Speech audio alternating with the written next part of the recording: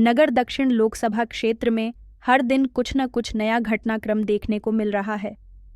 दूसरी ओर शिरडी लोकसभा क्षेत्र में भी यही स्थिति बन रही है। तो सही मायनों में अहमदनगर अब राज्य की राजनीति का केंद्र बनता जा रहा है। पूरे राज्य का ध्यान अब शहर की ओर हो गया है। दरअसल शिरडी लोकसभा क्षेत्र से एकनाथ शिंदे गुट ने मौजूदा सांसद सदाशिव लोखंडे को तीसरी बार लोकसभा में उतारा है। साथ ही महाविकास अघाड़ी से यह सीट ठाकरे गुट को मिली है और इस सीट से ठाकरे की शिवसेना ने पूर्व सांसद भाऊसाहेब वाकचौरे को टिकट दिया है। लेकिन महाविकास अघाड़ी में वाकचौरे को टिकट दिए जाने से बगावत की चिंगारी भड़कने की आशंका है। तो अब शिरडी पर राजनीतिक विश्लेषकों की नज़र है।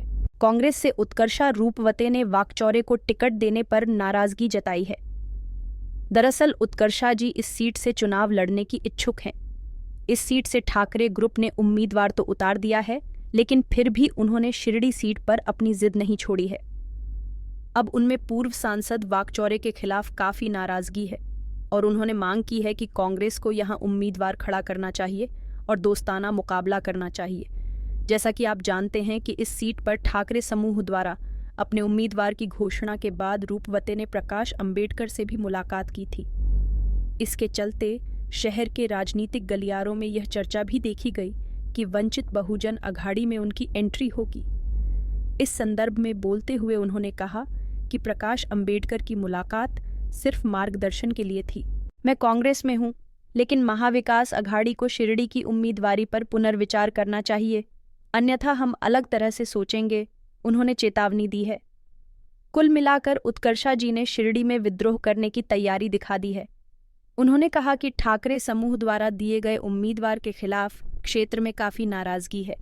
साथ ही चूंकि ठाकरे और कांग्रेस को धोखा देने वालों को दोबारा टिकट दिया गया, इसलिए पार्टी के भीतर भी काफ़ी नाराजगी है।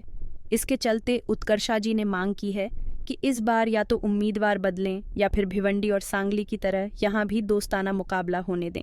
इस दौरान उन्होंने इस बात का जिक्र किया है कि पिछले कई वर्षों से पार्टी के लिए निष्ठापूर्वक काम कर रहे निष्ठावान कार्यकर्ताओं के साथ अन्याय हो रहा है और उन्होंने कांग्रेस के वरिष्ठ नेतृत्व से भावनात्मक अपील की है कि पार्टी नेताओं को इसके लिए पहल करनी चाहिए। निष्ठावान कार्यकर्ताओं को न्याय दो। क्या यह सांगली और भिवंडी की तरह दोस्ताना मुकाबला होगा या महाविकास अघाड़ी अपना उम्मीदवार बदल देगी? इसे देखा जाना बाकी है। बहरहाल उत्कर्षा जी की इस भूमिका से साफ है कि शिरडी में महाविकास अघाड़ी में विद्रोह की चिंगारी भड़क चुकी है। लेकिन अब देखने वाली बात यह है कि क्या ये बगावत में तब्दील होगी या फिर पार्टी का आला दल कोई समाधान निकालेगा।